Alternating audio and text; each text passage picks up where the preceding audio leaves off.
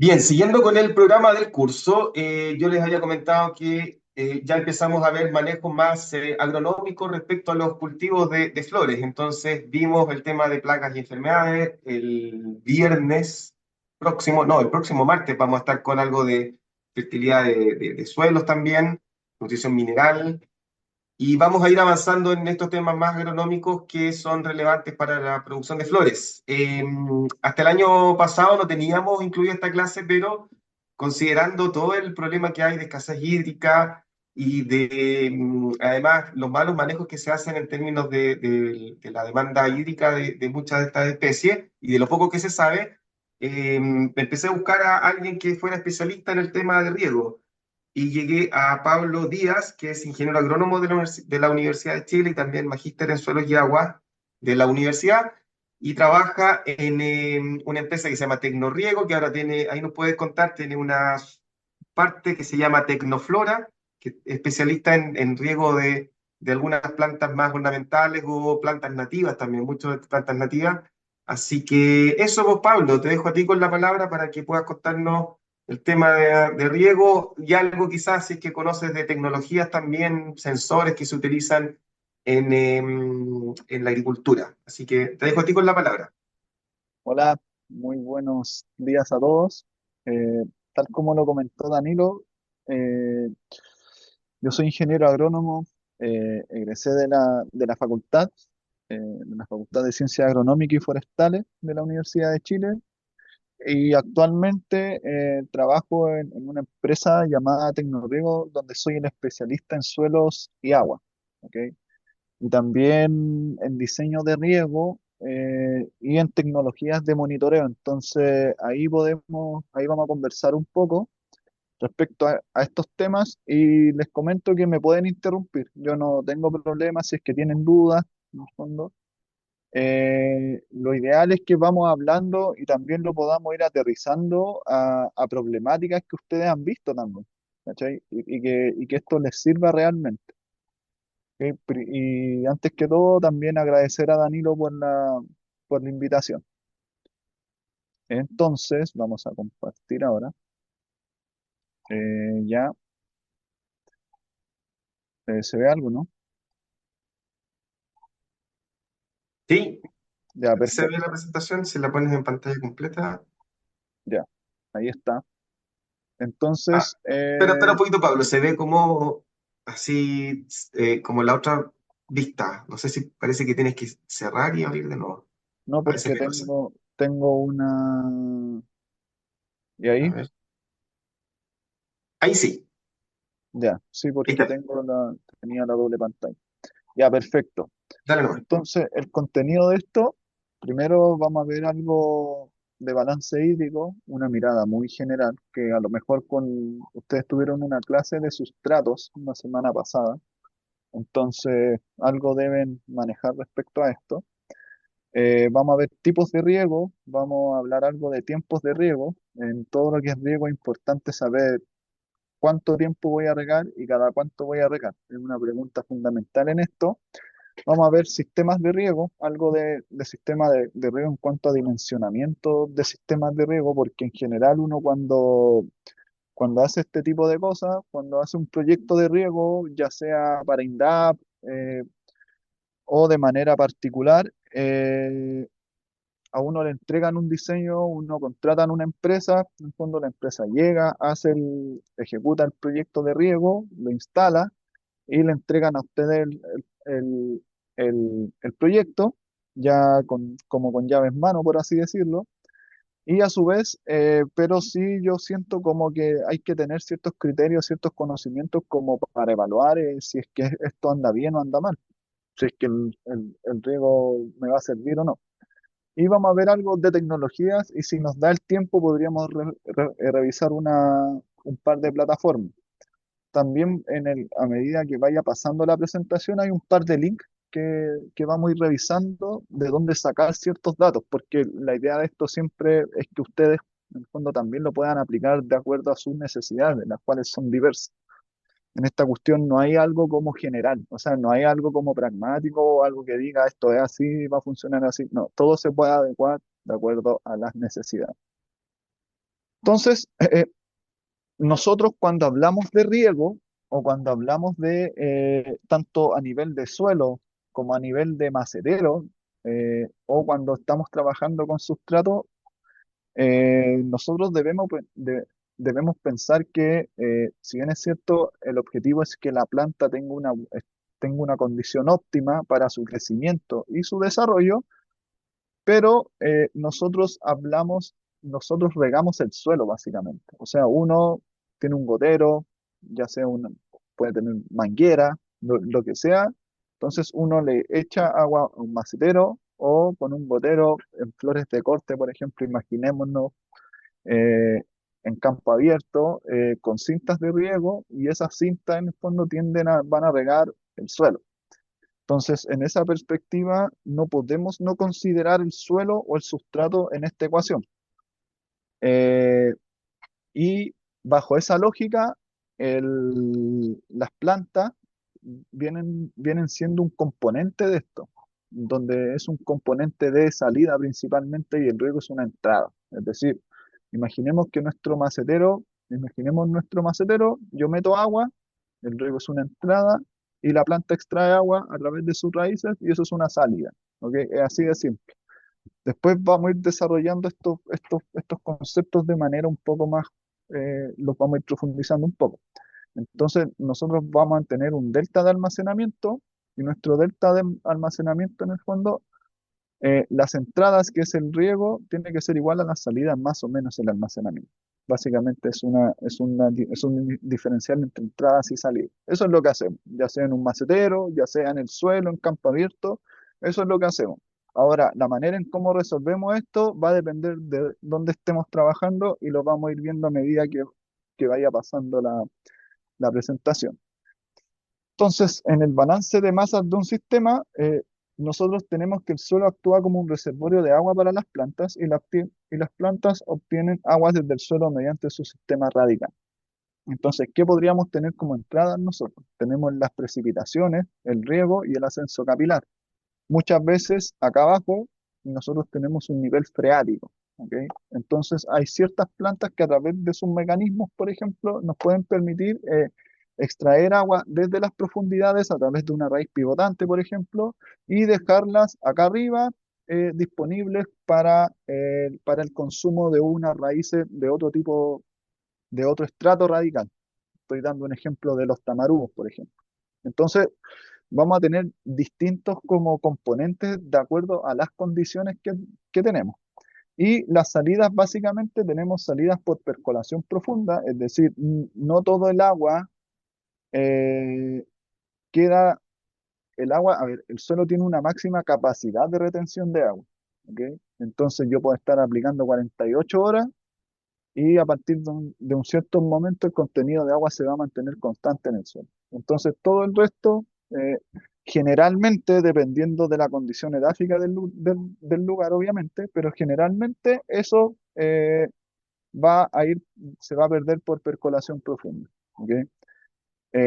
A su vez, también tenemos pérdidas por evaporación y por transpiración. Es decir, la transpiración es un proceso a partir del cual, es esta pérdida de agua que se efectúa a través de nuestras hojas, de nuestra planta, ¿ok? Eso es mirado directamente. Y la evaporación es un proceso de pérdida de agua, pero directamente desde el suelo, el cual, a su vez, la evaporación también es un proceso limitado. Es decir, mientras yo no tenga el agua, o sea, mientras no esté humedecido el sustrato o el suelo, eh, va a haber, no va a haber evaporación o va a haber muy poca. Esto va a depender de las condiciones, obviamente. Entonces, ¿qué tenemos?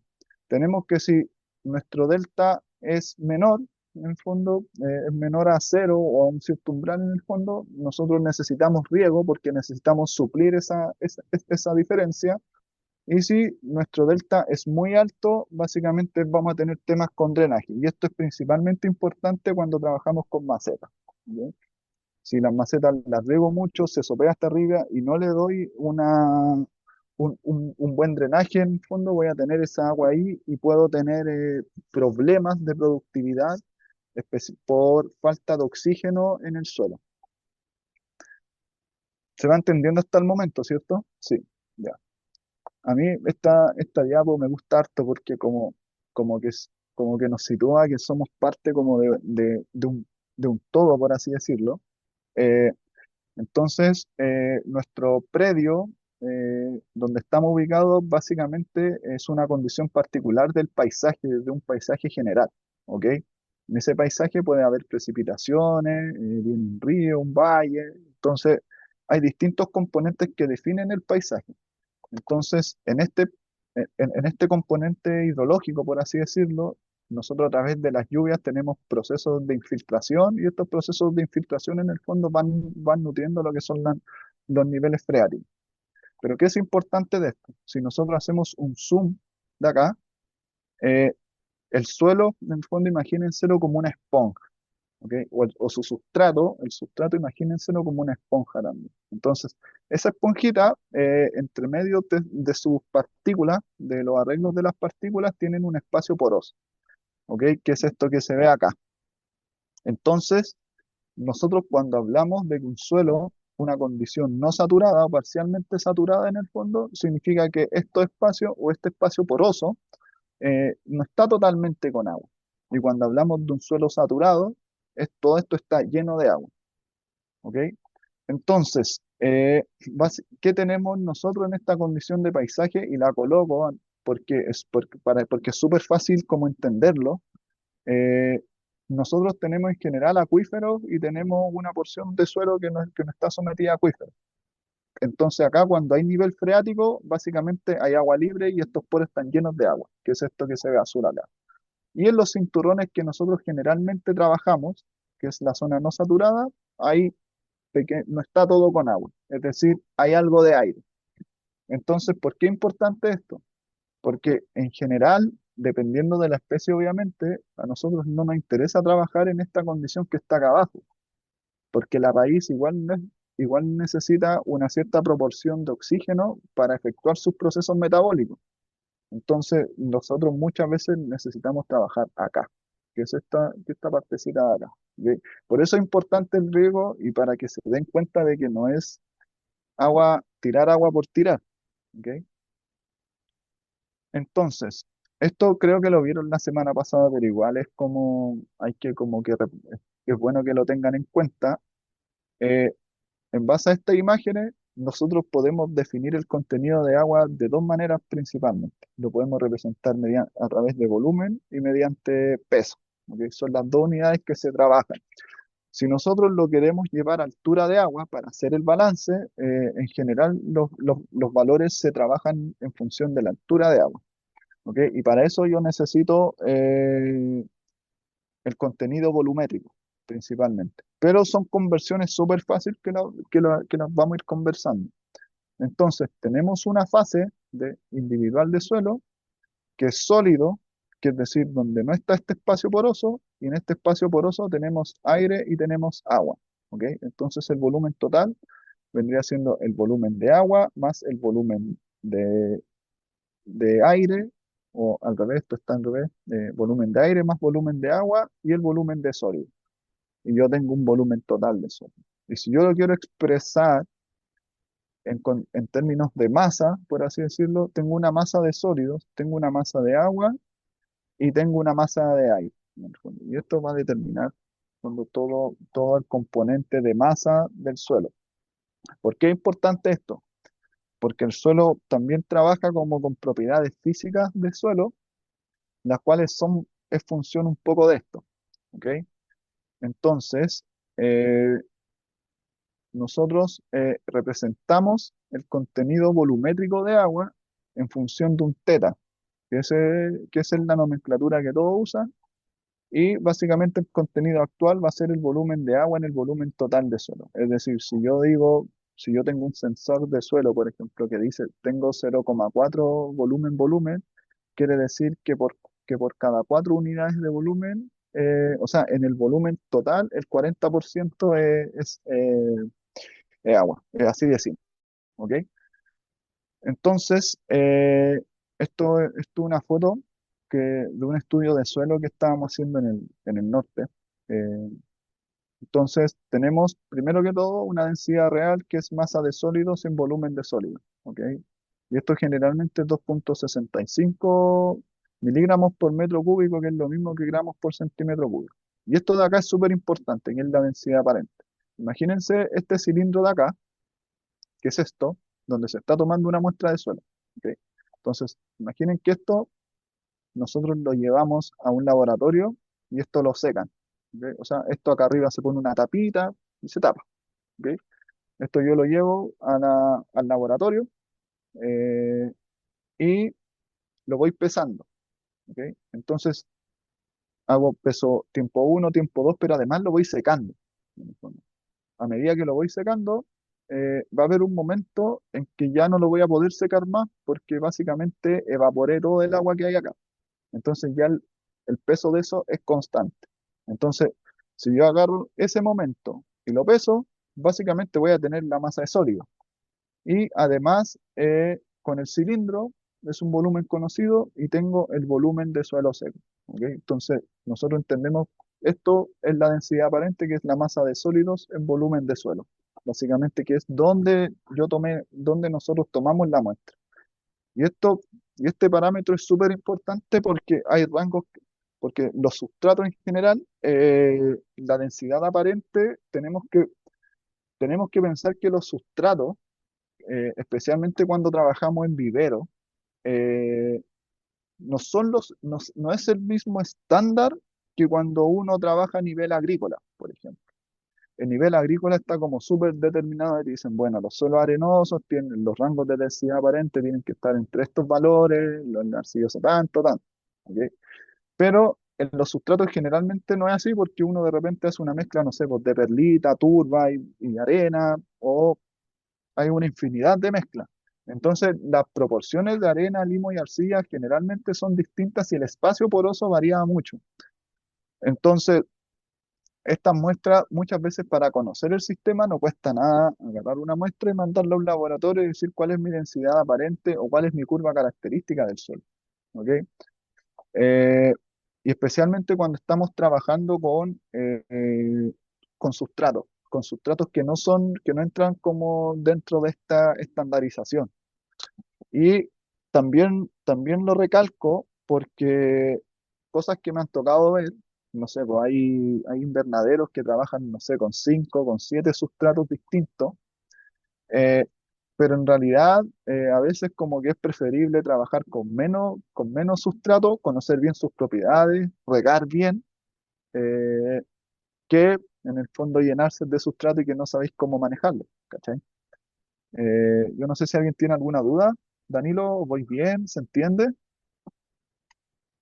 Sí, todo bien hasta ahora. Ya, ¿Sí? vale. Dale nomás. Tengo una consulta. Dígame, Dominga. Hola, buen día. Sí, estabas comentando de la importancia de las propiedades de los sustratos. Actualmente en el mercado, cuando yo necesito comprar, por ejemplo, cantidades grandes, ¿yo puedo exigirle a mi proveedor esa curva que tú comentas o la densidad aparente? No, en general nadie te va a dar, o sea, nadie te va a dar la curva. O sea, se la podría exigir y te va a cobrar un delta, ¿cachai? Ya. Pero en el fondo es preferible que tú agarres el sustrato y lo lleves al laboratorio y sepas realmente las propiedades del suelo o de este sustrato. Y además ¿Cómo se que, llamaba la curva? Disculpa. ah, ¿La curva cómo se llamaba? curva característica del suelo, que lo vamos a ver después. Ya. Eh, pero en general, y esto como que lo voy enganchando ya con lo que vamos a ver después. Yo creo que acá todos hemos escuchado que uno ocupa sensores de humedad de suelo para medir humedad actual y todo eso, ¿cachai? Pero en estricto rigor, el sensor es un dato, y ese dato tú lo necesitas contrastar con algo. O sea, puede llegar un sensor y me decir, no sé, pues mi humedad actual es de 0,4 o 0,3 metro cúbico, pero eso no me va a decir en qué lugar de la curva característica estoy o si estoy sobre o bajo capacidad de campo. Entonces, siempre lo ideal es como, además del sensor, por así decirlo, tomar una muestra de suelo y mandarla al laboratorio y dentro del laboratorio uno también puede pedir un análisis de humedad actual de suelo. Entonces, ¿a qué quiero llegar con esto? Es que mientras más información tengamos de nuestro componente, mejor. Entonces, también nosotros podemos conocer la porosidad. Bueno, la porosidad se expresa en porcentaje y la porosidad básicamente determina la máxima capacidad, cuánto me puede aguantar un suelo con todos sus poros llenos de agua. ¿Ok? Eso es así de simple y es el volumen de poros partido por el volumen de suelo seco. ¿Ok? Y en general, ¿cómo calcula esto? Uno al uno le resta la densidad aparente partido por la densidad real. Y ahí uno le da la porosidad total. Es decir, y esta porosidad total va a depender de la proporción de arena, limo y arcilla que tengamos en nuestro sustrato, básicamente. ¿Ok? Y es importante acá lo de afólogos siempre como que me agarran a palos de repente, pero es como importante hacer notar la diferencia, que textura es la proporción exacta que yo obtengo del laboratorio, ese número, y la clase textural es cuando yo voy a terreno y mediante un análisis cualitativo, en el fondo, le doy un nombre a eso. ¿Ok? Esto lo hice solo por darle en el gusto a los edafólogos, a los, a los que son más específicos en esto. Tengo una Entonces, consulta, sí, dígame, Paulina. sí, mira, respecto de esto, o sea, lo que entendí es que necesitamos una línea base para, para conocer esta curva, ¿cierto? Esta gradiente o esta curva. Sí, tú necesitáis Em, saber un umbral, en el fondo, a claro, ver, lo voy a explicar de una manera muy sencilla. Tú necesitas saber un umbral que te diga hasta dónde puedes, hasta dónde claro, tienes que regar, ¿cachai? Y cuánto te sí, permites, en el fondo, pasar, cuánto tiempo te permites pasar para dar el siguiente riego. Eso es. ya. Y porque eso tiene que ver, como bien dijiste, con las propiedades físicas del suelo también. ¿Y esto cambiaría según el factor de estacionalidad, por ejemplo? El, ¿O el cuántas factor veces de, sería recomendable? Y la última pregunta es respecto de la cantidad de muestras, o sea, para que sea representativo de un predio, me imagino que con una no va a bastar, voy a tener ya, que tomar según ciertos criterios, eso quería saber. ya. Voy a responder tus dos preguntas y la primera la voy a complementar con algo que iba a explicar. Eh, Primero que todo, la estacionalidad va a depender de la época en cual estés, pero no necesariamente porque la propiedad del suelo cambie, sino porque tu valor de demanda hídrica cambia. ¿Cachai? Que vendría siendo esto. Porque en una época con máxima demanda, por ejemplo en verano, eh, la planta va a extraer más agua desde el suelo. ¿Ok? A su- entonces, este estanque, que es desde acá, probablemente se vaya secando más rápido. Entonces, al irse secando más rápido, esta frecuencia tienes que regar con más frecuencia. Yo- Y esto evidentemente bajo ciertos estándares, pero, pero en la normalidad, por así decirlo, en verano, más que cambiar la propiedad física del suelo, cambia el factor de demanda hídrica de la planta. Y esta demanda hídrica está afectando este balance de masa del suelo, extrayendo agua más rápidamente debido a las condiciones ambientales. ¿Ok? Vamos a ver algo después también de esto, pero la demanda de la planta, es decir, cuánta agua extrae la planta desde un sustrato o desde el suelo, va a depender principalmente de las condiciones meteorológicas y de condiciones propias de la planta. Y en este rollo de condiciones meteorológicas es que en verano, bajo condiciones estándar, una planta va a extraer más agua que en invierno, entonces tu frecuencia va a ser distinta. ¿Ok? Eso es lo primero. Ahora, ¿cómo lo engancho con el suelo? Eh, Nosotros acá estamos viendo que la matriz de suelo está compuesta o de un sustrato. Esto yo hablo de suelo, pero también se aplica a sustrato, o donde esté. Hay una proporción de arena, limo y arcilla. ¿Ok? Y esta proporción de arena, limo y arcilla me va a definir un espacio poroso. Entonces, eh, en general, cuando hay más proporción de arcilla, el espacio poroso es mayor que cuando hay arena. ¿Ok? Entonces, ¿por qué es importante esto? porque me va a definir la capacidad que tiene mi suelo para retener agua. Es decir, imagínense como el estanque de gasolina que tengo. Entonces, en una arcilla, mi gasolina va a ser más que en una arena. Entonces, probablemente en una arcilla, yo, como el estanque es mayor, yo puedo distanciar un poco más los riegos a diferencia de la arena. ¿Sí? Tampoco estoy diciendo que la arcilla sea mejor porque tiene otras limitantes, pero, pero en términos de capacidad de estanque, el suelo también es importante en esto, porque esta proporción me va a definir cuánto es la porosidad total que tengo en el suelo y por ende me va a definir cuál va a ser mi estanque de gasolina máximo que tengo, por así decirlo. Eso creo que contesta, esos dos componentes creo que contestan la primera pregunta. La segunda, relacionado al muestreo, uno lo que hace en general es como no hay un valor exacto, o sea, para términos presupuestarios, así como a nivel de predio, en general, se maneja a lo mejor una muestra por hectárea o una muestra cada 2 hectáreas, ¿cachai? Pero eso es un estándar. Cuando básicamente lo que define cómo va a ser el muestreo van a ser las condiciones particulares que uno tenga en ciertas situaciones. Por ejemplo, voy a dar dos ejemplos. Aquí me voy a salir un poco como de la convención voy a combinar industrias, por así decirlo. A nivel agrícola, en general, uno lo que hace es hacer un muestreo uno cada 2 hectáreas, o uno cada 1 hectárea, uno cada 2 hectáreas, y hace un estudio agrológico de suelo. Entonces, básicamente, lo que vaya haciendo es como mapear las distintas fases de suelo en el espacio.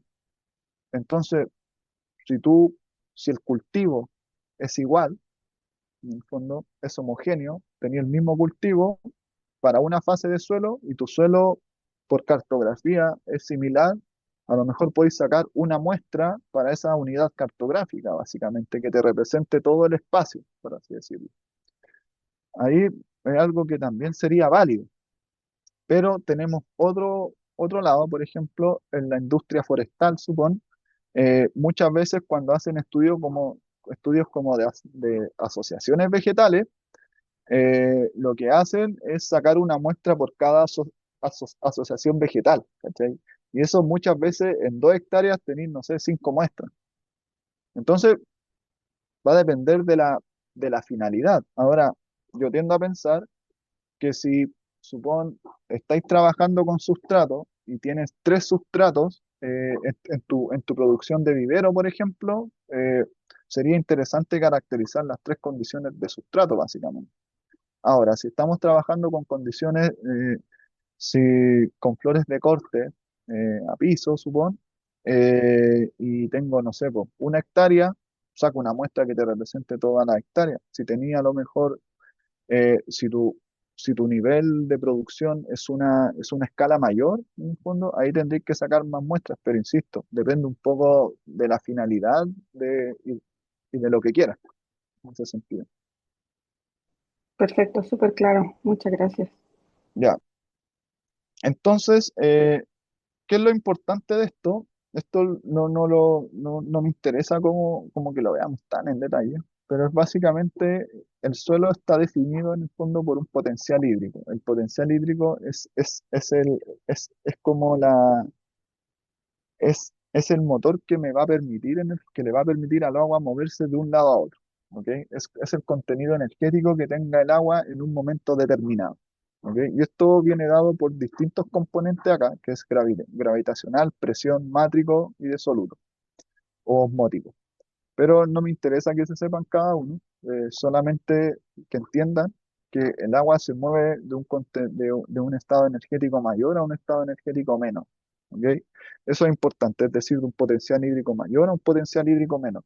Eso de verdad es como lo único que necesitan saber en ciencia cierta en el fondo para determinar flujo. Eh, y además de eso, en el suelo es súper predominante este factor que está acá, que es el potencial mátrico. ¿Y esto por qué? Porque a medida que el suelo se va secando, las paredes como de cada partícula van a retener con mayor o menor cantidad de fuerza el agua en un lugar en particular, por así decirlo. ¿Ok? Entonces es agua retenida por fenómenos de tensión superficial. ¿Ok? Y también hay agua retenida por un fenómeno como de afinidad electroestática, que es el fenómeno de absorción. ¿Ok? Pero en términos sencillos, para hacerlo súper simple, esto de acá, si nosotros vemos esta situación como que está celeste acá, el agua se va a mover con mayor facilidad que en esta condición de acá. Es así de simple. Entonces, a medida que el suelo se va secando, para la planta es más difícil extraer agua, ¿ok? Porque este potencial mátrico está haciendo su efecto y y esta agua en el fondo está más retenida a como estas partículas de suelos que están acá, ¿ok? Y esto, ¿cuál es lo ideal? Que a la planta o a las flores, en este caso, no les cueste extraer agua, básicamente. Eso es lo que todos optamos. Entonces, esto es importante porque define, esto es la curva característica, básicamente, de un sustrato, definámosla como de un sustrato si es que están trabajando en un vivero o en un invernadero, suelo si es que están trabajando con flores de corte. Entonces, nosotros tenemos por un lado este potencial que se mide en unidad bar, en el fondo, y abajo tenemos contenido volumétrico de agua, que es esto que está acá. ¿Dónde está esto? ¿Ok? Entonces uno hace la curva. Y en esta curva nosotros tenemos dos puntos que son súper importantes. Uno es capacidad de campo y otro es punto de marchitez permanente. Eh, Capacidad de campo viene definida como, eh, como el contenido de agua en el suelo después de haber drenado libremente durante 24 o 48 horas. Esa es como como la definición convencional, por así decirlo. Si uno lo lleva a energía, es el contenido de agua a un tercio de bar. Y punto de marchitez permanente es el contenido de agua a 15 bar. ¿Por qué es importante esto? Y es lo que conversábamos recién. En un suelo arcilloso, esta curva, si se dan cuenta, para un mismo estado energético se desplaza ligeramente hacia la derecha, y eso es precisamente por el espacio poroso que hablábamos recién, que la arcilla tiene un espacio poroso un poquito más mayor que las arenas. Entonces, esta curva no va a ser igual. Entonces, nosotros acá hablábamos de que a medida que el suelo se va secando, esta absorción de agua hacia las partículas es mayor. Entonces, probablemente, eh, si yo dejo pasar si el suelo se va secando, piensen que hacia acá, hacia su izquierda, el suelo se va secando, asumiendo que la planta está extrayendo agua. Entonces, esto a medida que se va secando en un suelo arenoso, eh, esta retención va a ser mayor porque su espacio poroso igual es menor, por así decirlo. Entonces, ¿qué es lo importante de esto? Más que como que las definiciones, entender que no todos los sustratos son iguales. Entonces, los sustratos los voy a manejar de acuerdo a su composición de cantidad de arcilla, limo y arena. ¿Ok? Y aquí hay un par como de tips como para que vayan revisando después, y para que los vayan leyendo. Entonces, un estudio de caso, imaginemos que esto lo hago porque es como súper eh, es como súper es súper fácil explicar todo esto. Entonces, imaginen que tengo un macetero, ¿ok? Entonces, en este macetero, yo agarré la muestra y la envié al laboratorio, ¿ok? Entonces, en ese laboratorio, nosotros necesitamos, en esos casos, solamente densidad aparente y la curva característica del suelo se la van a dar como en esto, ¿ok? Estos son valores de retención de agua en kilopascales, que es básicamente esto que está acá, el eje de la sí de esa curva, por así decirlo. Y acá abajo están los contenidos de agua en base a volumen. Entonces, por ejemplo, acá tenemos que a 0,2, que es muy a la izquierda de la curva, tengo casi un 80% de retención de agua, ¿ok? Es decir, que el espacio poroso casi total es como de 80% volumen-volumen, por así decirlo. Entonces, yo defino esto y capacidad de campo va a estar generalmente en los 33 kilopascal, que es esto de acá, y punto de Marchité es los 1500. Perfecto. Entonces, a este valor se le llama humedad aprovechable. Pero eh, eso es una definición técnica, pero lo importante es que entiendan que hay un nivel de agua a capacidad de campo, que es la máxima agua que puede retener el suelo, y a los 1500 que ya para la planta es súper difícil extraer agua porque estas partículas de agua están tan retenidas o sea, en el, en esta partícula de suelo que no la puede como extraer. Es muy difícil. Y todo lo que hay de acá hasta acá se conoce como porosidad drenable. Es decir, el agua va a drenar, va a drenar, va a drenar. Entonces, eh, tengo este umbral, acá sacamos un aproximado como con promedio. Entonces, tengo a capacidad de campo que es 0,3, que vendría siendo este de acá. ¿Ok? Entonces, nosotros definimos ahí que determinamos más o menos la frecuencia de riego y se está regando cuando el agua está llegando a los 0,19 volumen, que es metro cúbico, metro cúbico. Entonces, la diferencia entre 30 y 19 es 0,11. Si yo tengo mi densidad aparente que gramos por centímetro cúbico y tengo el volumen de la maceta, yo puedo estimar la cantidad de agua que puedo aplicar, que en este caso son 89,65 centímetros cúbicos. ¿Ok? Entonces, asumiendo una densidad del agua igual a 1, yo puedo decir cuánta agua yo puedo aplicar en el fondo para llegar a capacidad de campo. Entonces, por eso es importante también tener en consideración estas cosas. Y si yo le doy una pérdida de peso promedio, es decir, si yo digo, por ejemplo, en el peso todos los días una maceta de muestra, ¿ok? Entonces voy pesando día 1, día 2, día 3, yo voy a establecer una pérdida de peso promedio por día. Entonces, si yo tengo la masa de agua para llegar a capacidad de campo y una pérdida de peso promedio por día, yo podría establecer mi frecuencia de riego, cada cuánto voy a regar. ¿Ok? Entonces, esto se lo voy a dejar en la diapositiva para que lo estudien después. Pero es importante que sepan que todo lo que es humedad de suelo es calculable y algo que puedo establecer.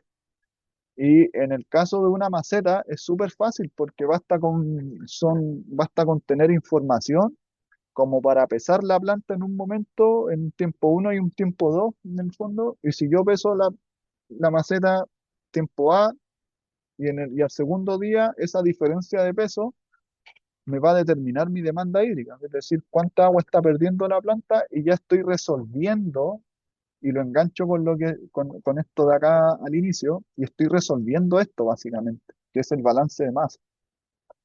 Entonces, con una cuestión tan sencilla como pesar planta, ¿ok?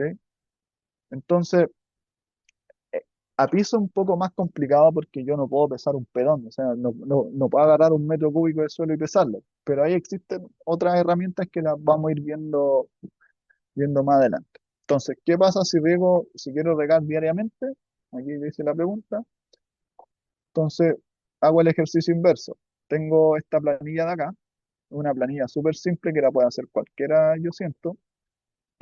Tengo el peso y este era el contenido de agua que medimos como con los sensores, por así decirlo.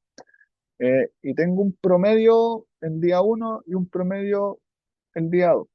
Entonces, básicamente, para que lo podamos ir revisando, en el fondo yo podría perfectamente establecer como esa diferencia, que esa va a ser la diferencia de peso, en el fondo entre 2 días y la del agua el uno, y podría establecer cuánta agua debo aplicar si quiero regar todos los días. ¿Ok? Pero, ¿cuál es el objetivo de esto? que vamos viendo distintas maneras de cómo ir resolviendo el balance hídrico del suelo y desde una perspectiva como muy conceptual, muy sencilla, vamos viendo, vamos determinando criterios de riesgo.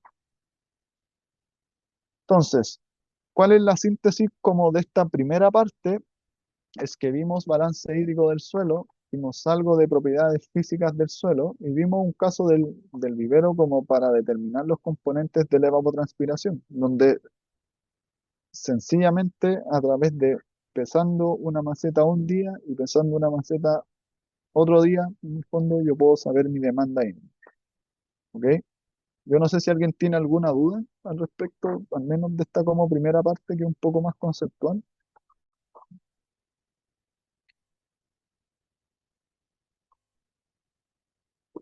Danilo, yo no sé si voy muy rápido, o si se entiende. No, va bien, sí, vamos bien. Igual va a quedar el video, así que si son cosas más densas, los estudiantes pueden volver a revisar el video. No, sí, sí, ya, perfecto. Dale, no. Entonces, ahora vamos a pasar a otro tema que, que es como demanda hídrica. La demanda hídrica, ya no pensemos como en un caso de un vivero. Nosotros en un vivero determinamos la demanda hídrica, sabemos que pesando una maceta un día A y un día B, yo puedo establecer una diferencia de peso, ¿ok? Y con eso la demanda. Pero en general, tal como les comentaba recién, en el caso de flores de corte que están a piso, no puedo hacer eso. O sea, no puedo agarrar un metro cúbico de suelo y pesarlo. Entonces aquí ya tenemos que usar como otros mecanismos de estimación de demanda hídrica y básicamente ocupamos la evapotranspiración de cultivo. Esta se mide, que es este parámetro ETC, que sale acá, y se mide en términos de altura de agua por unidad de tiempo. ¿Ok? Entonces yo en términos de altura de agua yo puedo decir, no sé, eh, mi cultivo está evapotranspirando 5 milímetros por día, en el fondo 5 milímetros en un día. Eso es altura por unidad de tiempo. Entonces, es un parámetro que representa la cantidad de agua que extrae un cultivo desde el suelo. Entonces, ETC es igual a evapotranspiración de referencia por K sub C. Si no tengo una estación meteorológica, perdón, la evapotranspiración de referencia representa la capacidad que tiene una localidad en particular para la capacidad potencial de evapotranspiración que tiene una localidad en particular. ¿Ok? Y esto yo lo pondero por un K sub C, que es el coeficiente de cultivo, el cual representa condiciones específicas tanto del cultivo como estacionalidades correspondientes. Por ejemplo, en una etapa de desarrollo menor, generalmente el K sub C es menor y en una etapa ya como de cobertura full de dosel, el K sub C es mayor. Es así de simple. Entonces, acá les puse tres links, que este es un PDF que habla todo respecto de evapotranspiración y temas de modelación y todo, pero entrego una tablita súper buena que tiene los K sub C por especie. En general, uno acá tiene que usar K sub C ornamentales o en el caso de las flores, que también a mí me ha tocado verlo en especies que no están en esta tablita, como adaptar K sub C de otras especies. Disculpa, están Pero mostrando el PDF porque no se ve la presentación. sí es la presentación, Ah, es pensé que la estábamos mirando. presentación, pero si quieren vemos el PDF, no sé, no tengo problema en eso. A ver, Danilo, voy a ver acá el PDF que se llama FAO 56. Aquí está, acá está. Esto es, No, ahí no se eh, ve porque No parece se que ve estás sigue tampoco. compartiendo el PowerPoint. Tendrías que dejar de compartir y volver a compartir el PDF. ya, a ver, Ahí. voy a compartir como la segunda. Déjame hacer una regla acá, una reunión. Ya, ahí voy a compartir. Ya, ahí se ve como la segunda pantalla, ¿cierto? Ahí, ya. Entonces ahora voy a hacer esto. Ya.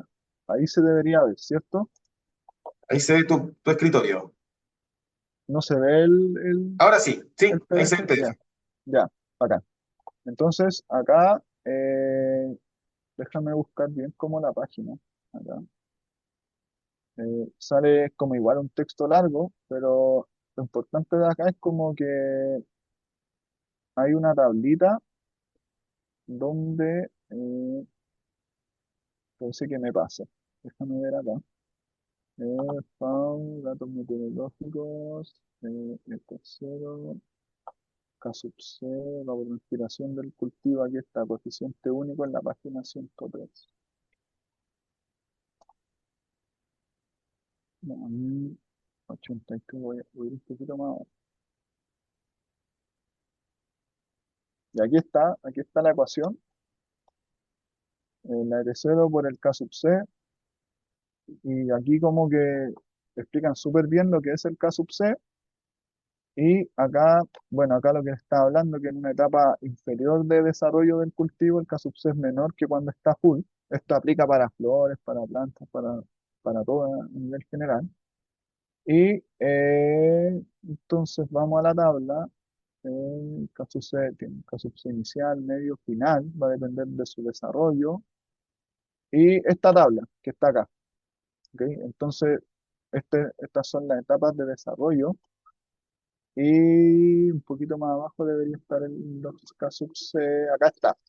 Entonces, si se dan cuenta, acá para el cultivo, hortalizas pequeñas en general, proponen en la etapa inicial del cultivo, cuando está chiquitito, un K-sub-C de 0,7, medio 1,05 y final 0,95, ¿ok? Para una altura determinada del cultivo. Y esto está como para muchas especies. Para mí igual es como uno, en general, flor uno no va a encontrar un caso de flores así como diciendo, oye, así que uno como que lo, en general, uno adapta uno de acá a flores. Es así de simple, y si tenéis sensores de humedad en el fondo, podéis ir ajustándolo aún más. Pero eso es lo que uno hace generalmente. Además de eso, quiero revisar esto, porque está esta página de línea, que uno cuando yo como que me metía a los cursos de extensión, como que igual me gustaba que me dieran herramientas para yo en el fondo aplicarlas. Entonces, para uno conocer el parámetro de evapotranspiración de referencia, uno se mete a la estación de línea. Línea tiene como una red de estaciones meteorológicas de todos lados, por así decirlo. Están como, no sé, pues, acá están mostrando la novena región. Entonces, Pablo, ¿podrías compartirnos ese link en el chat como para que la sí, gente también lo vea? sí, está en la presentación, Danilo. Ah, ya, ya, ok. Sí, está en la presentación. Entonces, por ejemplo, acá, no sé, pues yo me voy a una estación, imaginemos que nuestra unidad productiva está, no sé, en Buin. ¿Sí? Entonces me voy a Buin, hago clic y me dice las temperaturas, precipitación de ayer, todos los parámetros climáticos asociados a ese lugar, y son en tiempo real.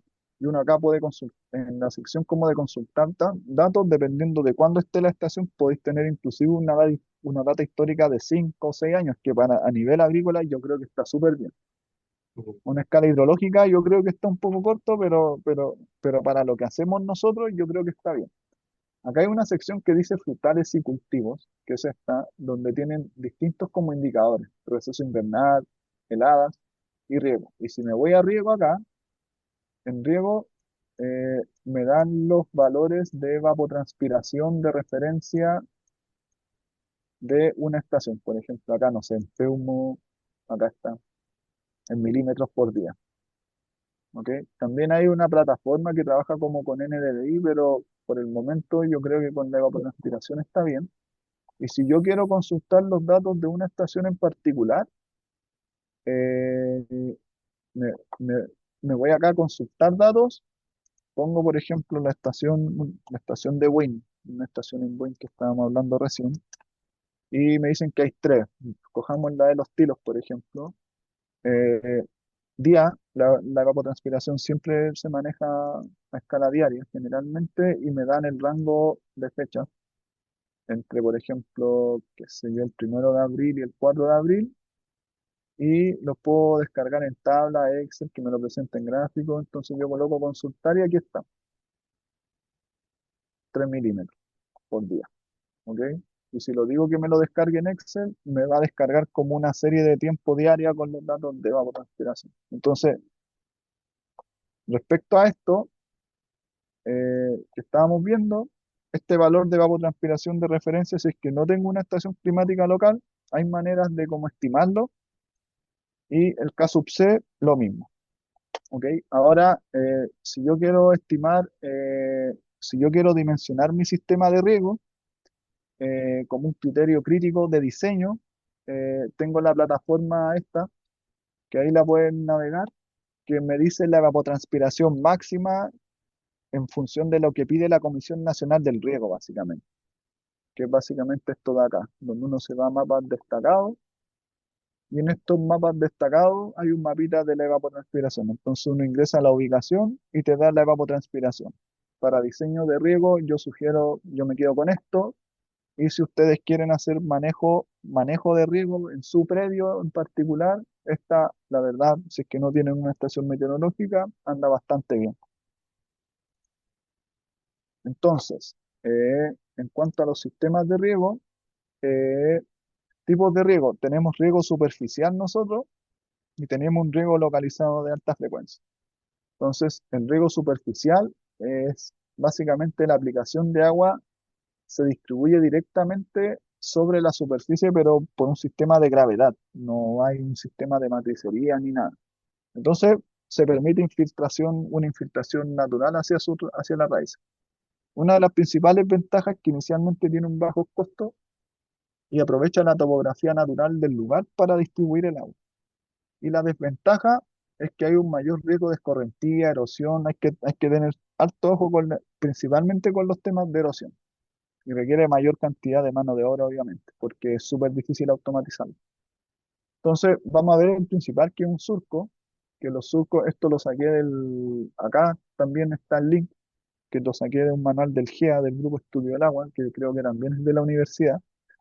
Eh, Básicamente lo que uno hace cuando riega por surco es tener una sequía de cabecera, y en esta sequía de cabecera va distribuyendo el agua uniformemente en cananículos. Esta agua se va desplazando de una manera muy uniforme. Entonces, qué importante, que el agua va pasando entre medio de estos canarículos, y al pasar el agua va infiltrando acá. Y al infiltrar en el fondo va dejando disponibilidad de agua para las raíces. En el fondo, estos poritos de acá se van llenando de agua para que la planta tome agua. Lo vamos enganchando también con lo que vimos de propiedades del suelo. En los canarículos yo puedo tirar el agua de dos maneras. A través de un sifón, que es esto de acá, o a través de un canal perpendicular. En el fondo uno mete un tubo en el canal de acequia, y ese tubo y aquí imagínense una llave, uno la va abriendo, la va cerrando y va desplazando agua por el surco. Aquí les dejo una fórmula de caudal máximo no erosivo que también está acá, que es 0,6 por la longitud de la pendiente. Si el caudal está más que eso, van a haber procesos de erosión. ¿Qué es lo importante en los riegos superficiales principalmente? Si yo en los riegos superficiales quiero establecer criterios de riego, tengo que hacer mediciones, no es como el tufazo. Entonces, para esto existen cilindros, uno tiene que determinar lo que se llama la infiltración de agua en el suelo. Es decir, qué cantidad de agua o qué altura de agua está entrando al suelo por unidad de tiempo. ¿Ok? Y esto generalmente se hace a través de esta ecuación, que ahora no vamos a profundizar de eso, pero se las dejo ahí como en caso de que quieran averiguar, donde agua es la lámina de agua infiltrada en centímetros, y T es el tiempo de riego. ¿Ok? Entonces, aquí lo engancho con un aspecto de demanda hídrica. Si yo establezco que mi cultivo, por temas de demanda hídrica, está perdiendo 6 milímetros, por así decirlo, yo ingreso esos 6 milímetros acá, despejo la ecuación y puedo establecer el tiempo de riego. ¿Ok? Y esto yo lo puedo establecer para 1, 2 días, una semana, dependiendo de las condiciones específicas. ¿Qué pasa acá? Para hacer estas mediciones de infiltración, uno tiene que hacer una planillita bien ordenada, donde va indicando el tiempo, la altura, el diferencial y la cantidad de agua que se va infiltrando. El- las metodologías para hacer infiltración, búsquela en internet, están súper estandarizadas y no son difíciles de entender. Entonces, acá lo engancho con lo que hemos venido viendo. Entonces, imagino que un cultivo tipo cuya localización se encuentra en Buin y utilizamos un K-sub-C de 1,15. Entonces, acá la misma pega que hicimos recién, la hice en Buin y para esta época en particular, promedié los datos, los 7 datos de evapotranspiración de referencia de la semana anterior. Y me dio 2,37 milímetros por día, por un caso de 1,15, me da una demanda hídrica de 2,7 milímetros por día. Eso es lo que está perdiendo la planta. Si yo asumo una frecuencia de riego de un riego a la semana, es decir, riego hoy día, viernes, y quiero regar el viernes, el otro viernes, si no tengo condiciones de estrés, esa planta va a estar, yo lo que debo reponer en general son 19 milímetros, ¿ok? Ese 2,72 por 7. Entonces, uno lo que hace para un tipo de suelo, establece los valores de C y M, que son estos, eh, y a través de estos valores, en el fondo, yo puedo establecer mi tiempo de infiltración. Entonces, según esta ecuación, ETC, que es esto por 7, yo puedo establecer un riego para infiltrar estos 19 milímetros. Necesito aproximadamente 40 minutos bajo las condiciones de hoy en día. Entonces, yo ahí puedo establecer el tiempo de riego en un riego superficial.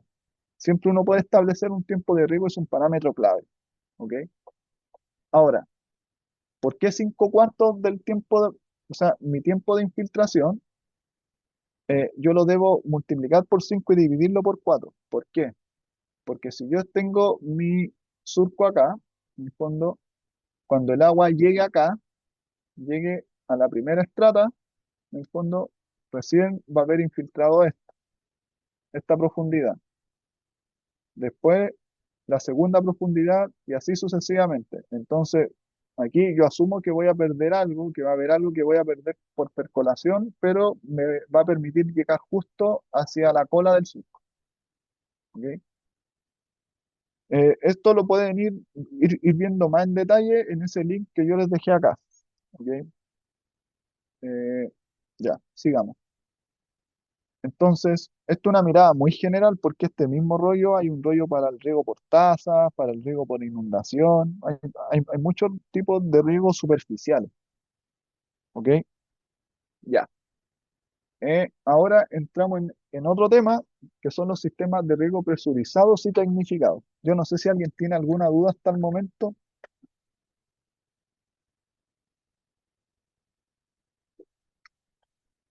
Ya, entonces sigo. Entonces, ¿cómo se compone un sistema de riego presurizado y tecnificado? Básicamente, en un riego localizado de alta frecuencia se le llama riego localizado de alta frecuencia porque uno tiene la capacidad de reponer diariamente la lámina o esta demanda hídrica. Esta evapotranspiración de cultivo uno la puede ir reponiendo de manera diaria porque tiene un sistema de riego y un nivel de automatización tal que yo puedo abrir válvulas todos los días. Entonces, ¿de qué se compone esto? Generalmente hay una bomba, hay un sistema de bombeo que es como el corazón del sistema. Imaginen que nosotros tenemos un estanque acá con agua y quiero llevar el agua a todas estas plantitas que están acá. Imaginemos que son las flores de corte o las flores que ustedes tienen. Y yo agarro esto, eh, inyecto energía al sistema y el agua se mueve, pasa por una unidad de filtraje que tiene el objetivo de limpiar el agua antes de que vaya al sistema de riego y esto va a toda la red de riego o a mi campo donde tengo mis flores. Entonces, a su vez, en cada unidad yo defino como subunidades de manejo, por así decirlo. Entonces, porque no riego, no voy a regar 10 hectáreas de una, sino que tengo que ir parcializando los riegos, ir haciendo como un sistema de postura porque llevar el agua para 10 hectáreas es muy caro, primero que todo, y es inmanejable. Entonces uno va definiendo subunidades de manejo donde puede decir, ya, tengo 5 sectores de riego, primero voy a regar 2 hectáreas, después me voy a pasar a otras 2 hectáreas y así sucesivamente hasta regar toda mi superficie. Y esto aplica para todo, esto es válido para todo contexto. Es decir, si tengo 60 hectáreas, voy a hacer unidades de manejo un poquito más grandes para regar esas 60 hectáreas, y si tengo 4 hectáreas, podría ser una de 1 hectárea, y si tengo dos, de 0,5, pero siempre uno piensa en la parcialización. Uno nunca piensa en regar todo de una. ¿Ok? Entonces, el agua va para acá a través de un sistema de matrices que generalmente son tuberías PVC o de HDPE, y llega a una válvula, esta válvula se abre o se cierra, ingresa a través de una submatriz hacia mi sector de riego, y de la submatriz salen las laterales de riego, que en este caso generalmente en las flores de corte se utilizan cintas de riego. ¿Ok? Entonces, eh, el cabezal de riego, que es donde están las bombas, aquí vemos una foto, acá hay una foto de un sistema de riego, eh, donde hay dos bombas en serie, y estas dos bombas en serie, en el fondo lo que van haciendo, eh, suman caudal, es decir, en general, yo puedo configurar mi sistema de bombeo de dos maneras principales, o sea, de tres maneras principalmente.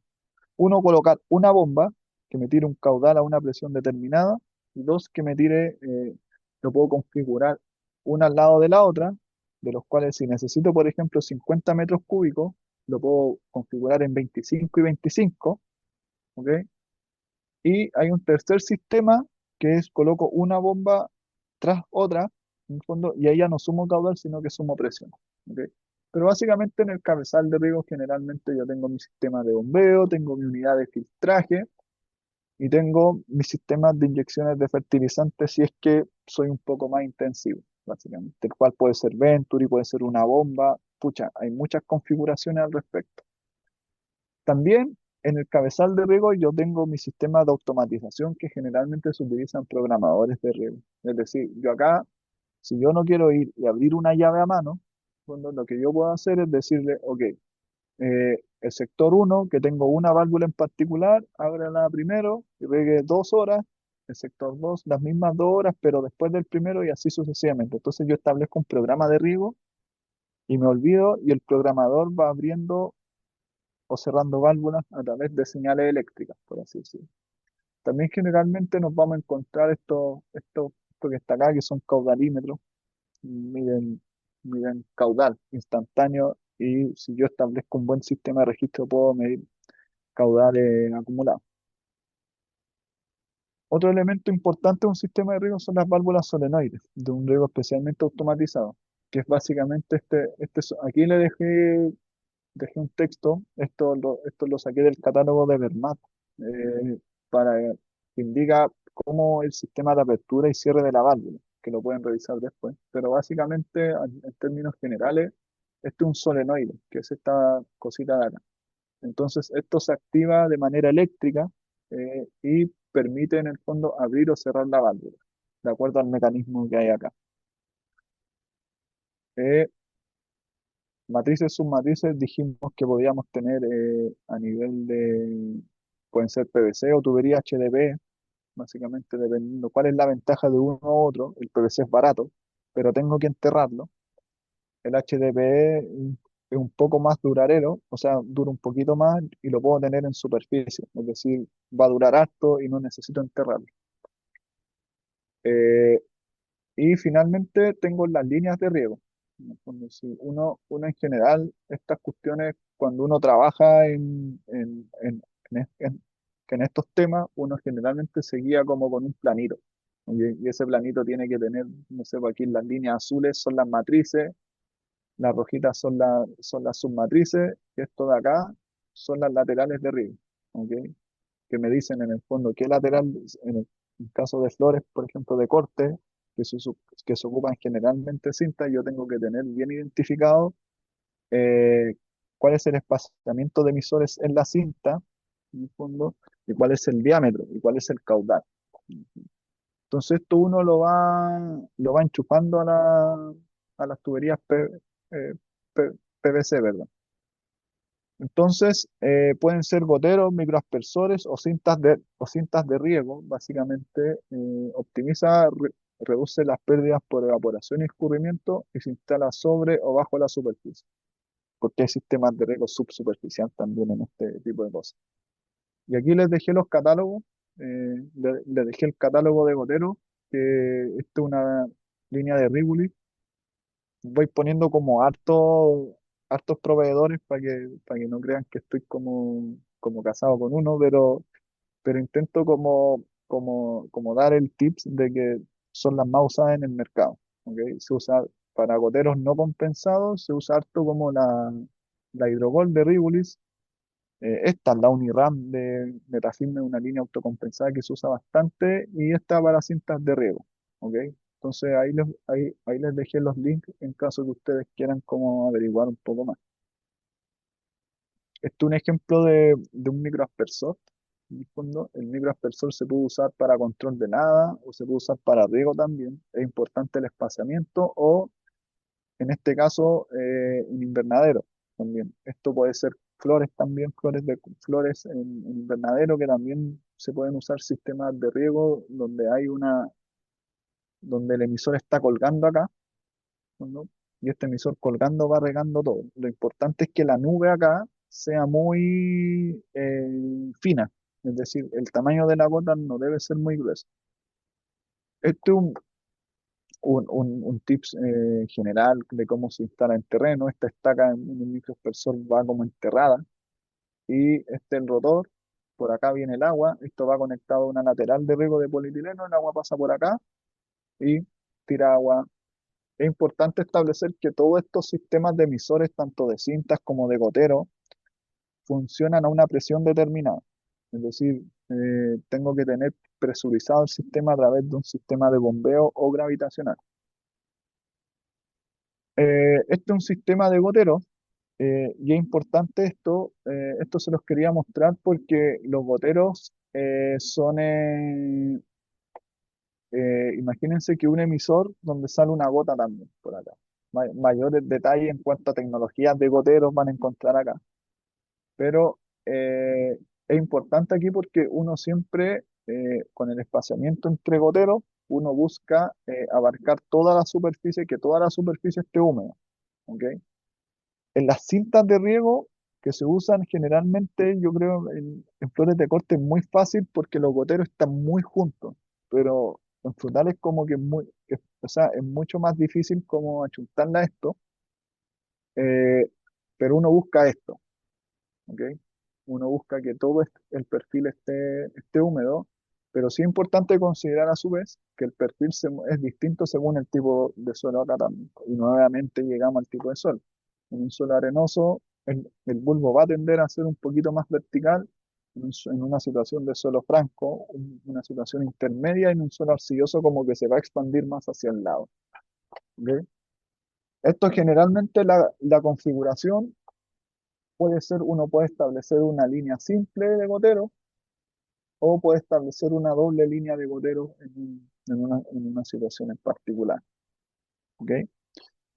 Entonces, acá les dejé, esto es para que lo tengan, para que ustedes lo puedan revisar después, eh, porque la demanda hídrica uno se establece en milímetros por día.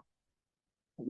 Pero esa es la demanda hídrica. Uno, para calcular el tiempo de riego, uno necesita como establecer la lámina que está aplicando. Es decir, cuando me refiero a lámina de agua, estoy hablando de altura de agua, y esto se expresa en milímetros. Como que no nos perdamos, y hay que hacerla súper simple. Milímetros por unidad de tiempo.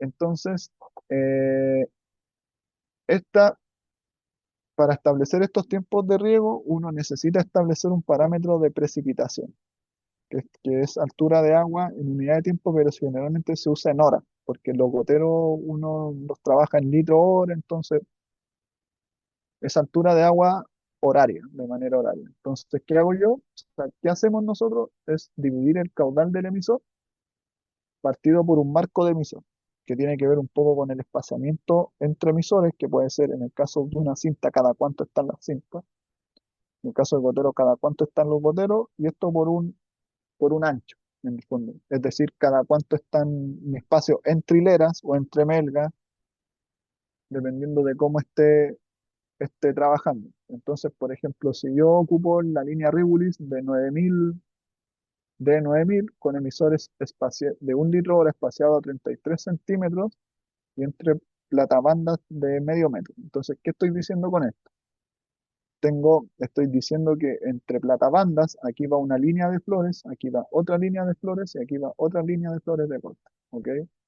Y mi cinta de riego va mirando hacia arriba, ¿ok?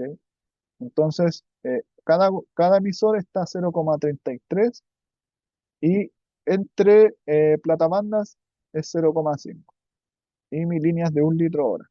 Entonces yo lo que hago es dividir 1 litro hora en 0,5 por 0,6 y me da 6,7 milímetros hora. ¿Ok? Entonces, esa es mi precipitación en milímetros hora. Entonces, anteriormente nosotros hablamos que la demanda hídrica era como de 2,7 milímetros por día. Entonces, si yo divido esos 2,7 en estos 6,7 milímetros, me va a dar mi tiempo de riego en función de las horas. Aquí les dejé unas preguntas para que la vayan desarrollando después. ¿Cuánto será el tiempo de riego para el caso anterior? ¿Y qué pasa si la frecuencia, eh, qué pasa si cambio la frecuencia, pero asumiendo 4 días? ¿Ok? Pero básicamente tienen que dividir la demanda hídrica en la precipitación del sistema. Es así de simple. ¿Qué es importante de esto? Uno en general cuando esto lo hablo porque he visto muchas veces como que no se le toma importancia, pero sí es importante que uno tiene un diseño agronómico. Cuando uno le entregan un proyecto de riego, existe un diseño agronómico de riego que me habla respecto al dimensionamiento del sistema de riego.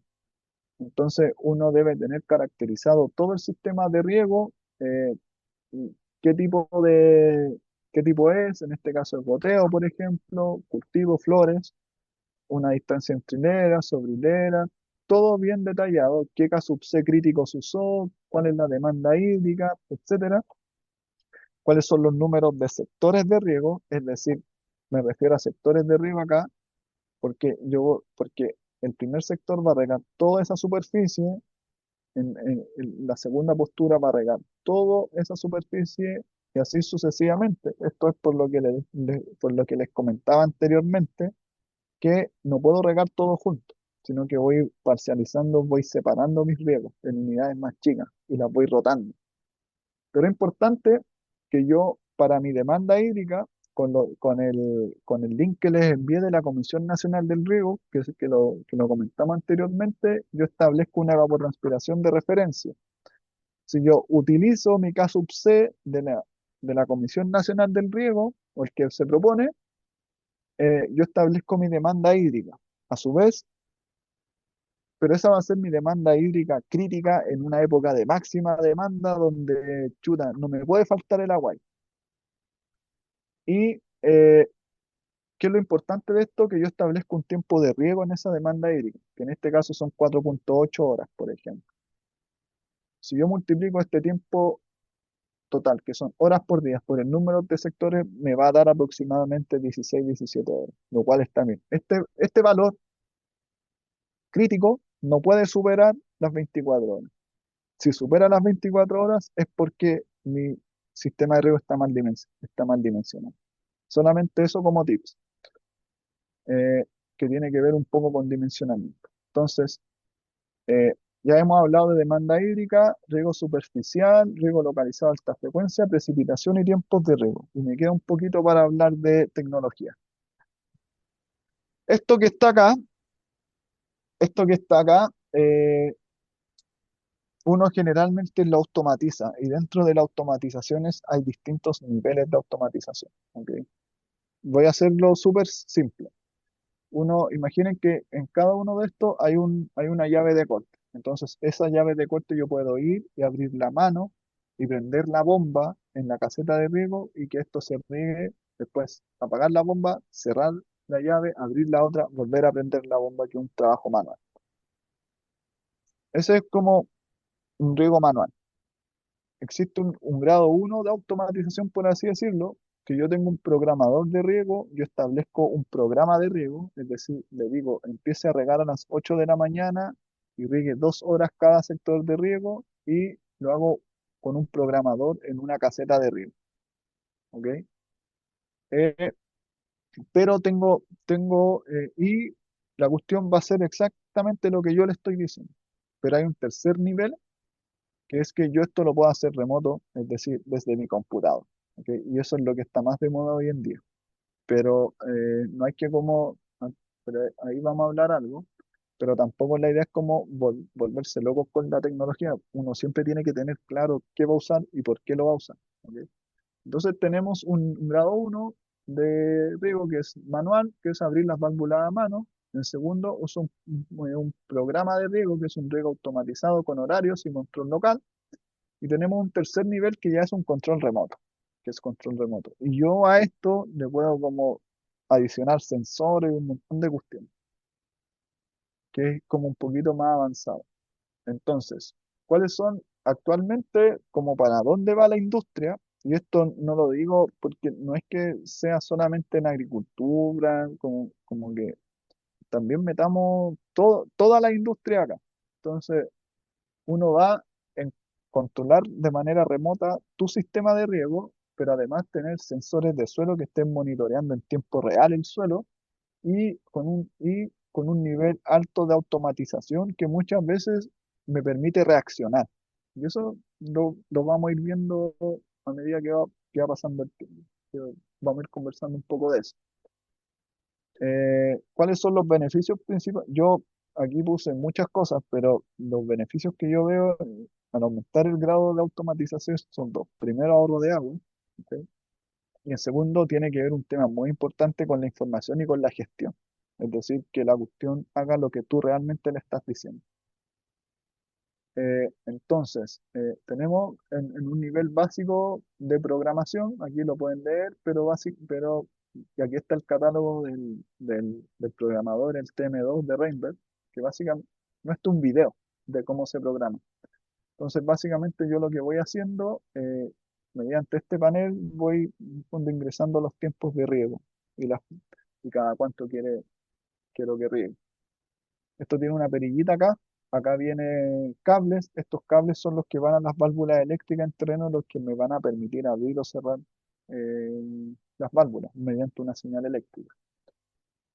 Este es un nivel ya más avanzado de automatización y este es un producto que tiene Reinberg, eh, que es en el fondo lo que hacen ellos, porque uno en general, en términos súper generales, ¿cachai? Podemos discutir, pero uno envía un cable a una válvula, uno envía otro cable a otra válvula, uno envía otro cable a otra válvula y así sucesivamente. Entonces, Reinberg tiene una tecnología donde uno no lleva un cable a cada válvula, porque si tengo, especialmente pasa en los proyectos de paisajismo, que uno tiene muchas válvulas, no sé, 100 válvulas. Entonces, llevar un cable así, una tremenda tubería, eh, es impracticable. Entonces, Reinberg en ese sentido desarrolló esta tecnología que es con decodificadores, donde yo voy como con un solo cable, voy pasando como por todos lados, ¿ok? Y voy colocando decodificadores que son los que me van activando estas válvulas solenoides. Y esto opera bajo una plataforma que puede ser que esta que está acá, que yo la puedo ir viendo los tiempos de riego, ir viendo las programaciones, reportería de riego, cuánto caudal, si se cumplieron o no se cumplieron los programas que yo establecí.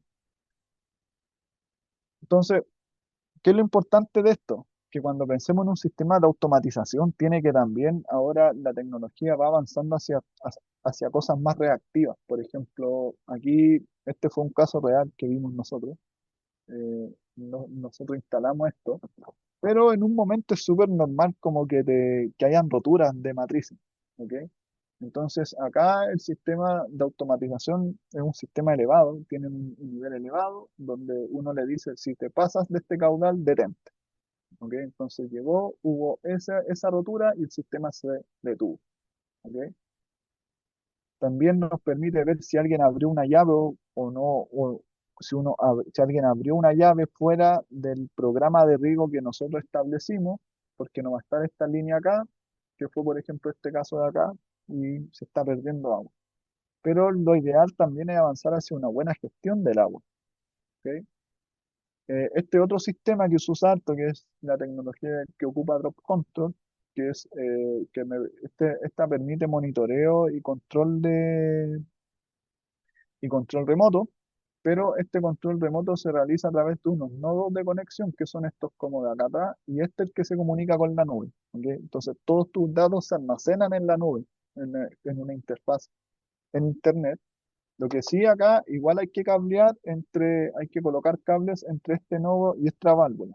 Pero ¿cuál es la ventaja de esto? Es que esto igual es una tecnología que ha estado, que es bien antigua en el mercado y se adaptan como para hartos tipos de sensores y para hartos tipos de válvulas. Es como más versátil, por así decirlo.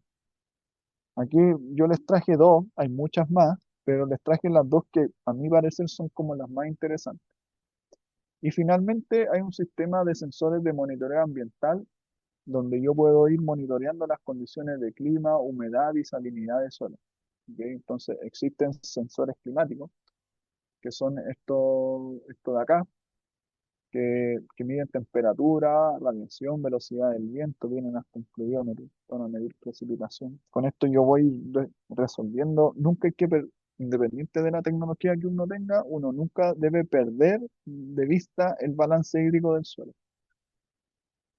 Además de eso, puedo conectar sensores de humedad de suelo, sondas de humedad, sondas de nivel freático, existe mucha tecnología para lo que uno quiera, que en el caso en sus casos o en el caso que están viendo como en estos cursos de extensión, es importante conocer la humedad del suelo, básicamente.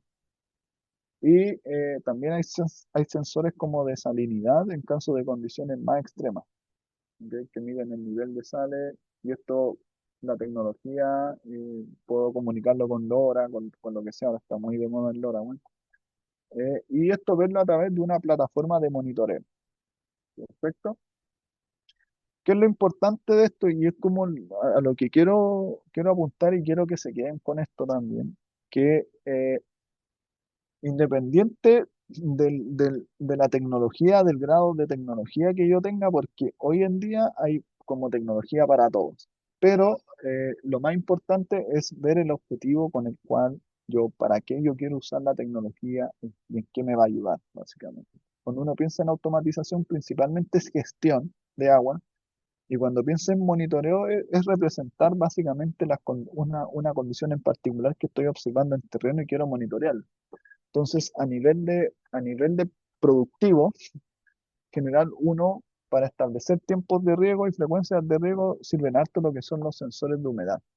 Y aquí es importante esto porque uno cuando instala sensores de humedad, si uno quiere evaluar riego, los sensores de medición puntual no sirven. O sea, sirven, pero para lo que yo quiero no.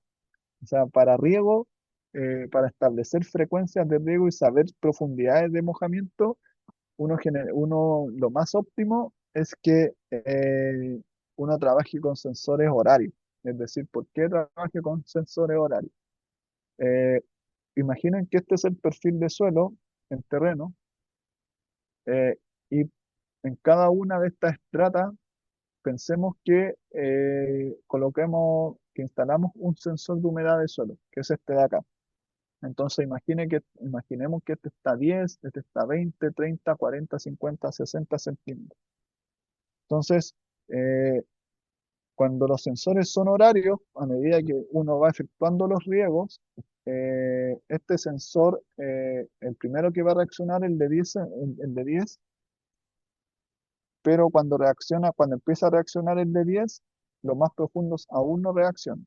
Entonces, va pasando el tiempo de riego y va a reaccionar el de abajo, y el de abajo, y el de abajo, y así sucesivamente. Entonces, si yo quiero ver, o sea, si nosotros queremos ver tiempos de riego de acuerdo a los sensores, uno necesita sensores de medición continua y que vayan reaccionando en la medida que se va afectando el riego para que nosotros determinemos las profundidades de mojamiento de manera óptima. ¿Ok? Entonces, en esos casos, un sensor de medición puntual no me va a servir mucho. Pero si yo quiero a lo mejor establecer cómo se comportó el bulbo después de un riego, puedo hacer una calicata, hacer una grilla, empezar a medir con el sensor de medición puntual y establecer esta geometría de mojamiento. Ahí sí un sensor de medición puntual podría ser interesante. Pero a lo que voy es que todo va a depender del objetivo. No existen sensores malos ni sensores buenos. Depende del objetivo y para qué lo quiero usar. Y eso tiene que estar bien claro. Eh, en el caso de, aquí les traigo un par de sensores de Method Group que eh, tienen esta línea de Teros 12 básicamente. El Teros 12 mide humedad de suelo, conductividad eléctrica y temperatura del suelo. Este es un Teros 21 que mide potencial hídrico de suelo, es un platito este.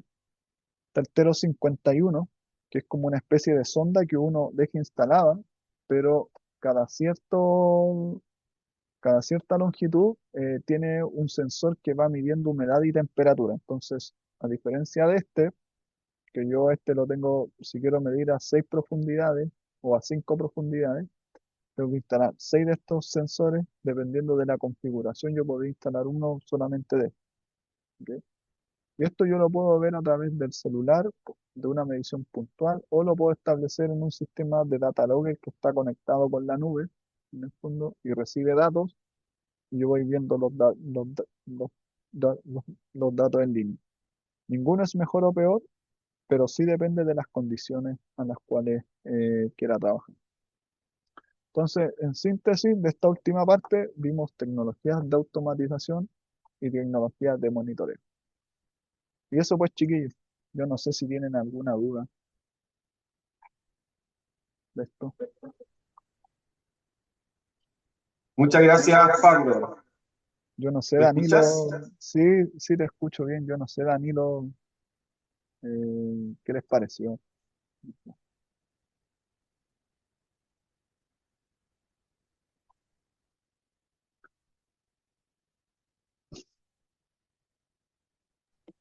Pablo, yo tengo una duda respecto de recomendaciones para como un pretratamiento del agua para evitar, no sé, no sé cómo es la palabra técnica, pero taponamientos, obstrucciones de Ah, los no, sistemas de riego.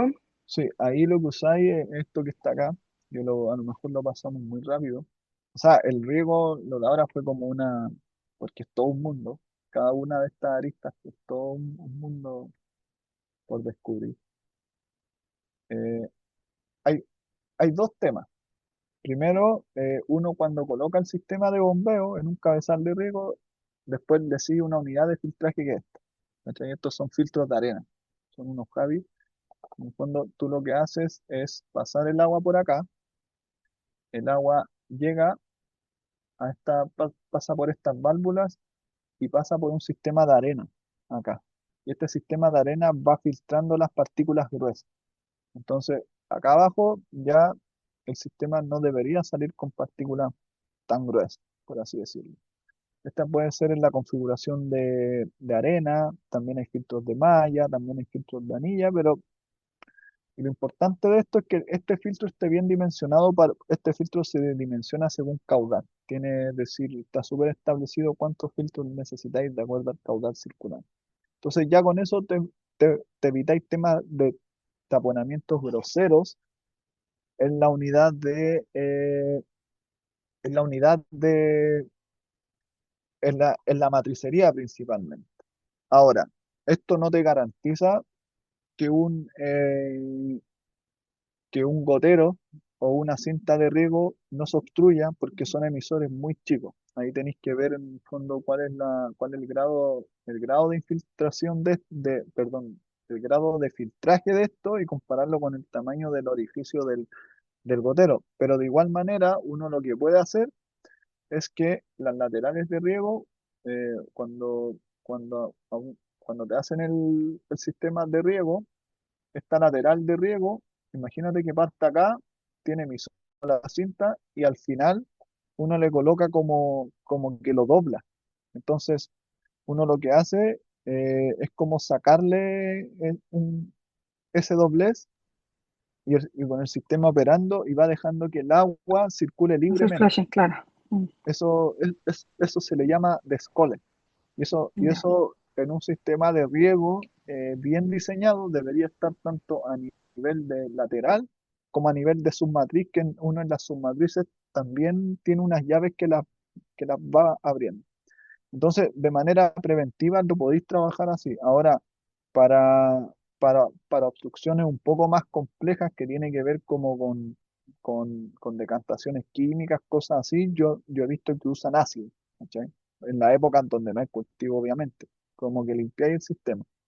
Pero también tiene sus desventajas porque degradáis el suelo, pero depende del nivel de daño. Pero se pueden trabajar en esas tres líneas y lo importante de esto, que muchas veces yo he visto como que o sea, me ha tocado ver que no se le toma mucho el peso, es que especialmente acá en la zona central, los canales vienen con un nivel de suciedad súper alto. Entonces, si no se tiene un buen nivel de decantador, por así decirlo, previo al cabezal de riego y al cabezal de bombeo, eh, las partículas de limo te pueden generar daño. Pero sí hay distintos niveles en las distintas etapas del sistema de riego donde se puede ir manejando el tema de las obstrucciones y de la limpieza del,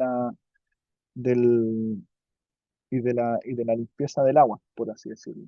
Ahora, los sistemas de filtraje, no obstante, igual, si bien es cierto, son filtros automáticos que hacen retrolavado automático, pero igual dentro de la temporada siempre se sugiere ir limpiando los filtros.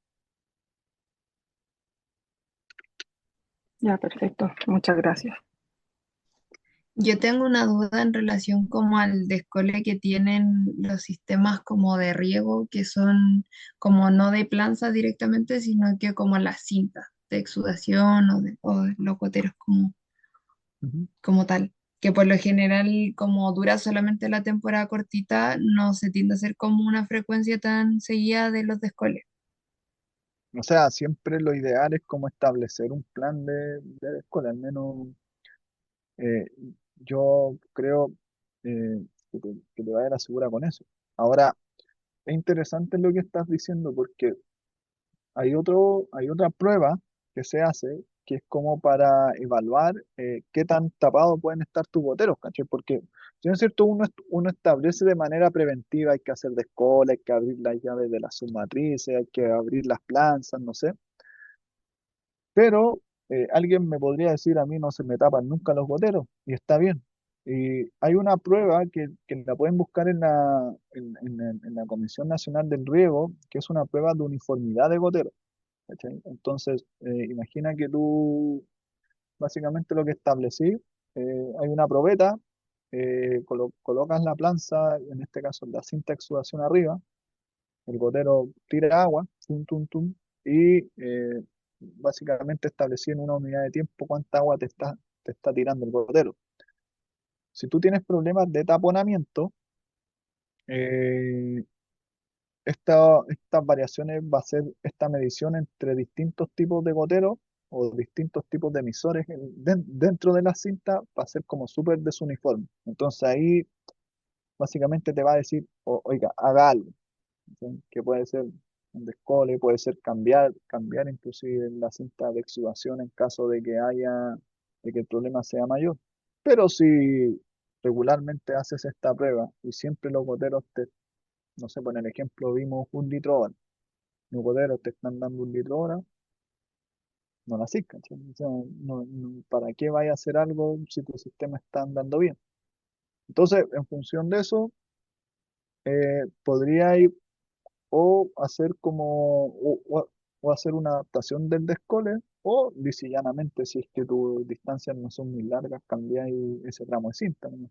¿Cachai? Va a depender de las necesidades. Ahora, si tenéis todos los goteros tapados, o sea, todos los emisores de la cinta de exudación tapada, A lo mejor ahí te conviene cambiar la cinta, ¿no? En vez de andar haciendo un descole. Es una labor un poco más rápida. O sea, es como más operativo. No sé qué piensan yo al menos lo veo así. Sí, sí, por Hola, eso preguntaba, porque igual por lo general eso se da como más en los cultivos que, por ejemplo, en las viñas, que se tiende a hacer como esa uniformidad de riego, porque son como cultivos que se mantienen ahí dentro de toda la temporada. Pero por lo general en las flores como que se tiende a cambiar directamente la cinta ya cuando está como muy, Sí, muy degradada. sí, po. Igual te comento que en la cinta igual podía hacer la prueba de uniformidad, ir viendo este grado de obstrucción, ¿cachai? Pero si el grado de obstrucción es muy alto, cambia la cinta. O sea, es lo más simple, es mucho más operativo.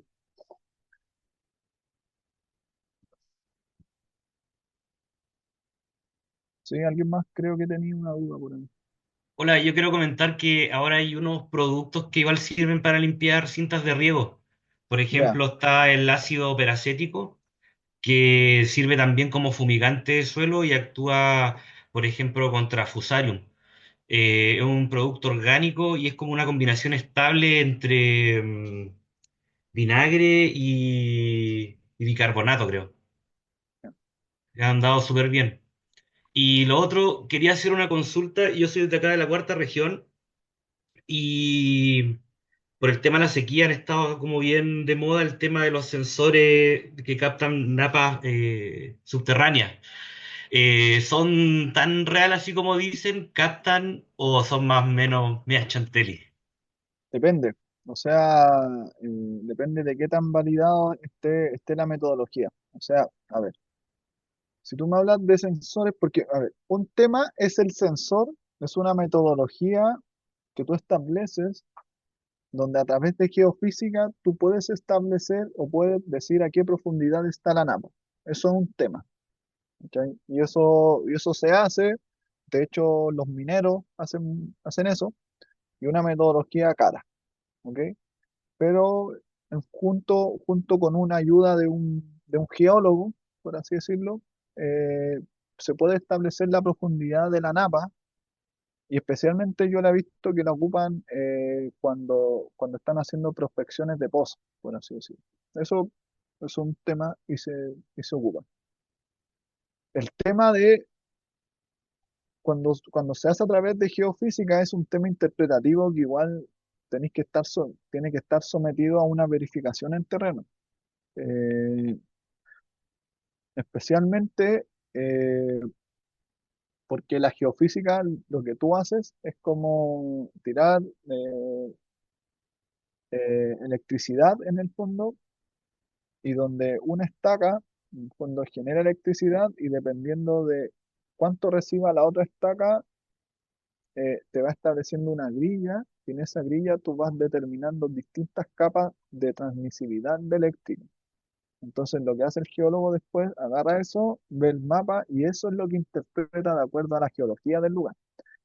Si ese es el sistema, yo voy a decir, tiene una buena base, una base sólida, sí, pero yo no, pero el tema de cuando van como con una cosita rodando, yo ahí desconozco cuál es el fundamento como teórico de cada uno de ellos. Entonces, como lo desconozco, yo lo pondría en duda, pero es porque yo desconozco cuál es el fundamento teórico. Lo Si importante no, es que me refería al tema de las estacas, ese que son como varias estacas y que el que el que describías.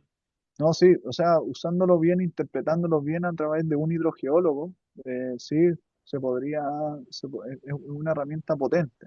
Es fiable.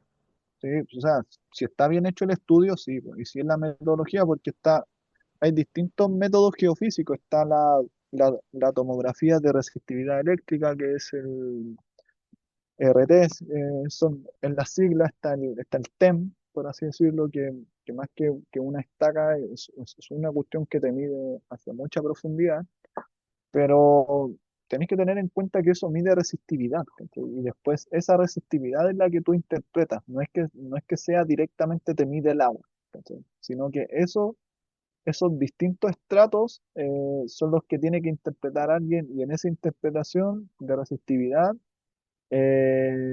tiene que decir cuál es agua y cuál es no, po, ¿cachai? Ahora, igual tenéis que tener en cuenta que todo eso está bajo una validación estadística y bajo un intervalo de confianza que igual existe un porcentaje bajo que no le pueden achuntar, po. Pero si una empresa que probablemente lleva harto tiempo y ha andado bien con las prospecciones de pozos, yo creo que debería estar bien.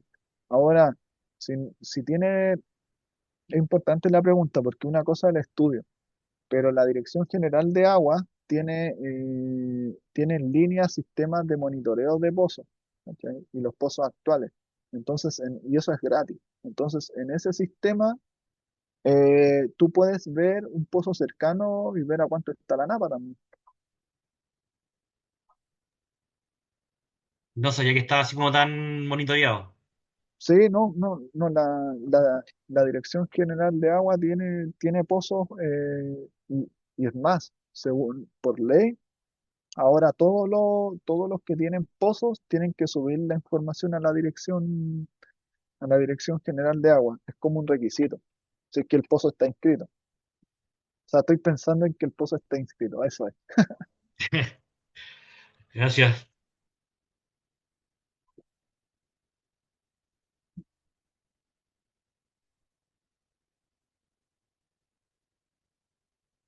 ¿Sí? ¿Alguien más?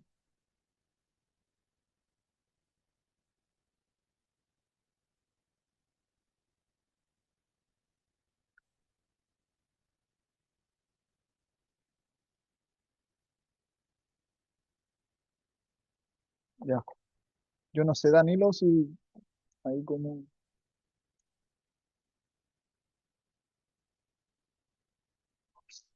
me parece que está preparando la otra clase, Danilo, no sé. Yo no sé si no hay más dudas, chiquillos. Yo igual agradecido de esta oportunidad y ahí quedo atento ante cualquier duda que ustedes tengan. Gracias, profesor. Muchas No, gracias, Muchas profe. gracias. no, ustedes que Gracias. estén muy bien. Yo no sé si ahora tienen más clases o no, pero al menos esto era lo que les tenía presentado en caso de cualquier cosa y en caso ante dudas que tengan, le voy a dejar mi No contacto sé a si me Danilo. escuchan. Sí, yo te escucho, Danilo.